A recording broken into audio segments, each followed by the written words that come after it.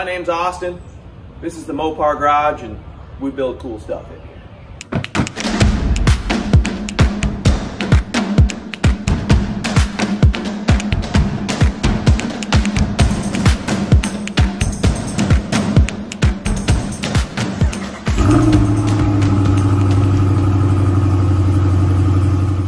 Well, today we are going to find out if what we're calling the time capsule Cummins was actually a good deal or not. We're going to shake this thing down.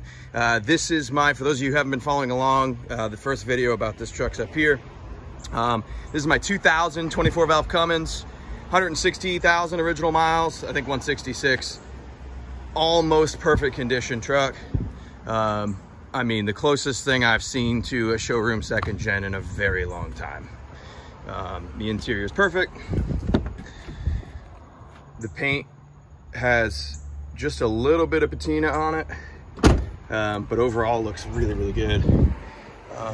This thing, at first glance, is extremely clean. We're gonna do some maintenance on it today, shake it down, make sure it actually is.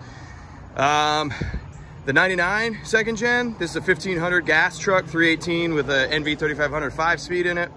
Got new wheels for it, finally. So, little bit of negative offset makes that truck really pop off. They're 16-inch ion alloy Baja style wheels. This truck had just beat up old stock wheels on it prior to this. We're gonna do an oil change on this one today and glue that strip back up too. So that'll probably be included in the video as well. This thing is not nearly as clean as the diesel, but a couple things we need to look at on the diesel today. The rear end in this thing is a little bit tight. When you go to turn sharp, after it heats up, it almost seems like the posi clutches are sticking a little bit. I'm a little worried about somebody may have put the wrong fluid in it and ruined the clutches, because the thing's got so few miles on it, it shouldn't be a bad rear end. But we've got some synthetic 7590 limited slip approved Fram gear oil here that we're going to put in the rear end. So we're going to get that rear end open up. We're going to start draining the oil on the 99. We've got our cowboy workbench. We're going to be working off of. The garage is an absolute mess. We're getting pool construction done, so there's just furniture and crap everywhere in here. We're going to grab a filter for the 318, the old MO 090, and some 1030 Super Tech. Always Super Tech everything on this channel. All right, we got our oil draining out of our 99. Now we're gonna crawl underneath the diesel.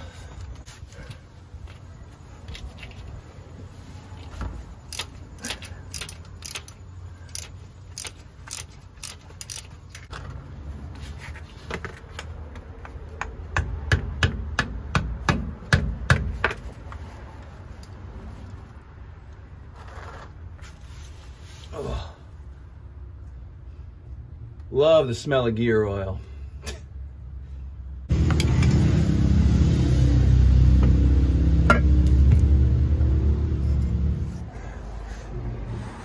Well, the rear looks good. A little bit of wear, but nothing that I'm concerned about. It looks about like 160,000 mile rear end. What I'm concerned about is our posi clutches, which, short of taking everything apart, there's really no way to check them. So we're just gonna have to change fluid and hope that does the trick. The fluid that was in it is quite old. So there's that. Our magnet on our diff cover really doesn't have anything concerning. A little bit of shavings, but not much. Not nearly as much as the 99 had when I changed the diff oil in that thing. So that's good.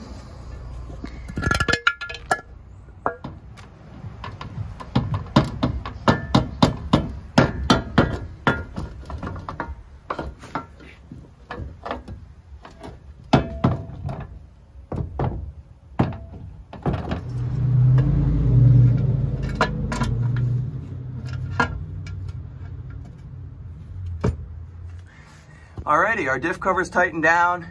I'm gonna let that RTV set up for a little while before I put some fluid in it. Let's check into the rest of the truck now. Okay, shocks look pretty recent. No leaking. Brake drum backing plates. You can tell the drums have been done because the adjustment is punched out, which is good. It's got the little rubber plug, so somebody had done drum brakes in this at one time, which is good. I mean, 160K, you kind of expect that. Wheel cylinder looks dry. Brake lines all look pretty good. Wheel cylinder's dry on this side. Exhaust, let's zoom you guys out. I did notice, I thought it was gonna be just a hanger, but the actual exhaust itself is broken through. So we're going to need 1, 2, I think it's pretty tender there too. We're gonna probably need to do this whole tailpipe.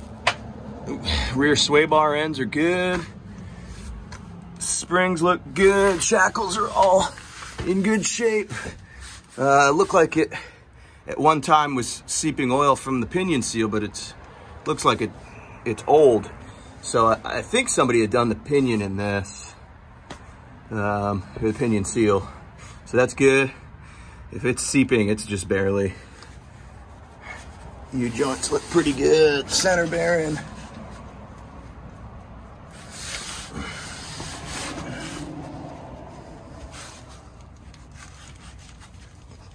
There's a little movement in that center bearing. That may be normal. It's not making any noise or vibrating, so I think we're probably good. The exhaust itself, in front of the tailpipe, muffler looks pretty good, all original chambers. That all looks good. Exhaust is all intact. Front universal looks good.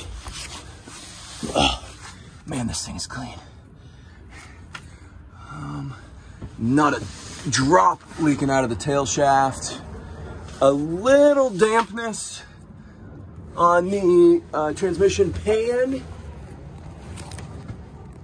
And it looks like a little dampness around the drain plug on the oil pan. Looks like it's actually dripping out of the drain plug. So we'll have to check that out. Maybe a bad gasket there. Transmission mount actually is still good. I thought that looked like it was bad when I first looked at the truck. That looks good. Front shocks look new. And this thing, it was parked for almost a week and it didn't drip at all. So I think this is just a minor seep. I guess we'll get it off the ground and kind of check front suspension parts. One thing I did notice in the back here, this back tire has a weird bald spot on the inside of the tire, but it's not all the way around. Like if you come up to the top, it's pretty good. It's a very weird wear pattern. So I assume this was on the front, because back tires typically wear perfectly even. It may have needed some suspension parts at one time. It might need them now. So let's jack this thing up and shake it down.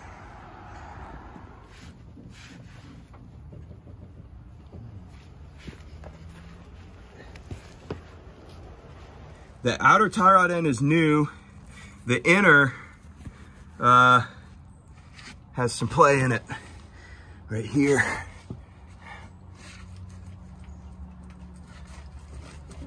Not a lot. We may be able to grease that up. Just a little bit of side-to-side play. Ball joints.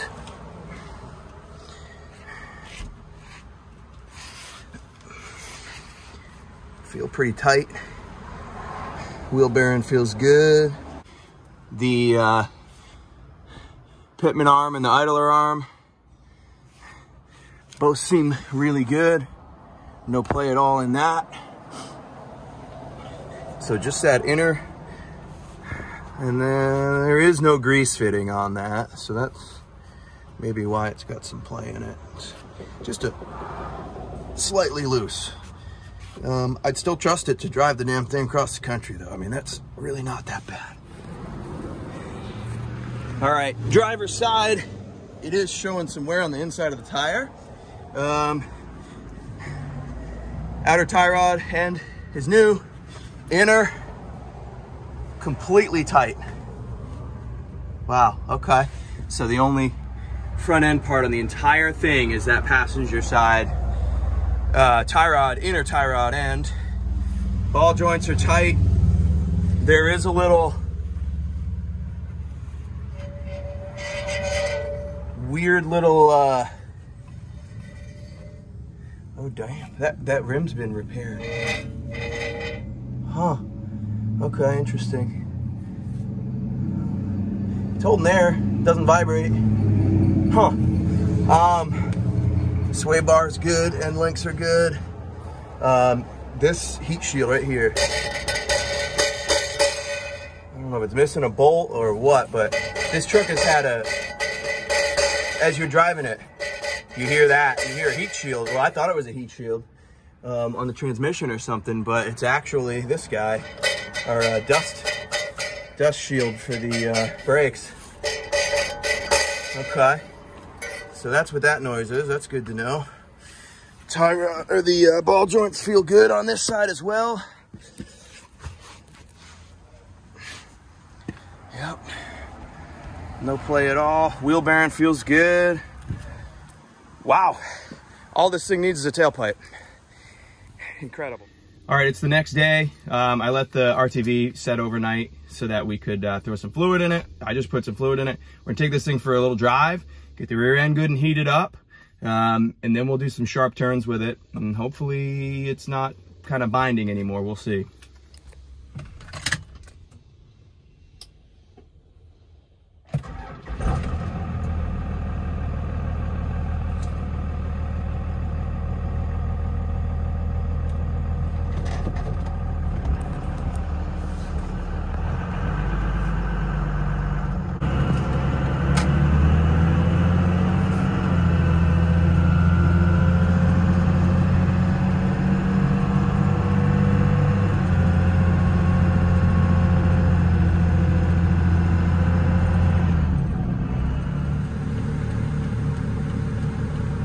AC works really nice.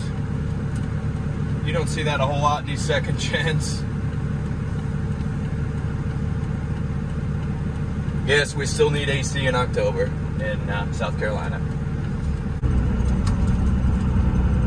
Knock on my roof. This 47RE is shifting really nice. It's locking out solid.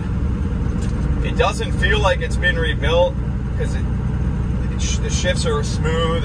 You know, usually when you rebuild these things, you put a shift kit in them, and they shift hard, but that's what makes them last. So it does feel original. So, like I said in the last video, it could explode at any moment, but for now, it seems to be pretty solid. You remember just how slow 24 valves were. Well, 12 valves were even slower. You hardly ever see them stock anymore, so to drive a stock one, it's got good torque, but whew, it is not a fast unit, let me tell you that. When it locks when it gets to third gear and it locks out in third, it pulls pretty good. I mean, once it's locked out, or locked up, I should say. Once it's locked up, it actually, you can kind of feel the torque really pull you, but until it locks up, it's losing a lot of power. 47RE's life.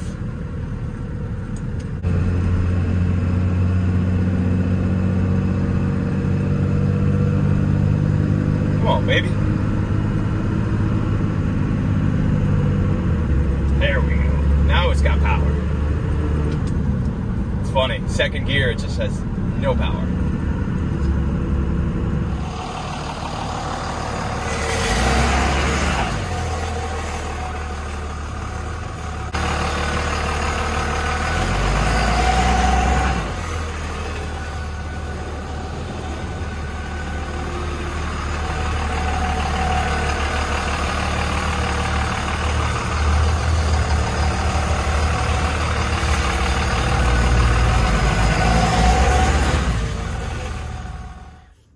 know if you guys could tell in that video, when you're on throttle and you're turned all the way, those rear end posi clutches are just, they're sticking a little bit, or they're a little bit tight. Hopefully the fluid that's in there now takes care of that over time. I'm just gonna drive it. I'm comfortable with it. It's really not doing anything that alarms me. It's just when you're full lock and you're on throttle, it just feels slightly tight. It doesn't chirp the inside tire or anything. It's not locked right up. It just feels slightly tight. We'll really see what it does. When the first time we tow with it, I'll do a video on that. That'll really heat the rear end up. Then we'll see really what it's doing. But for now, I'm just gonna leave it. I'm comfortable with it. Nothing, it doesn't scare me. If it blows up, you'll be the first to know, because we gotta rebuild it. So like and subscribe to the channel. We like to do all kinds of second gen stuff. We like to do cool, quirky 80s stuff. We're about to jump back on the Shelby Daytona. So the next video will be on this thing. And tell your friends about us. Subscribe. We'll see you on the next one.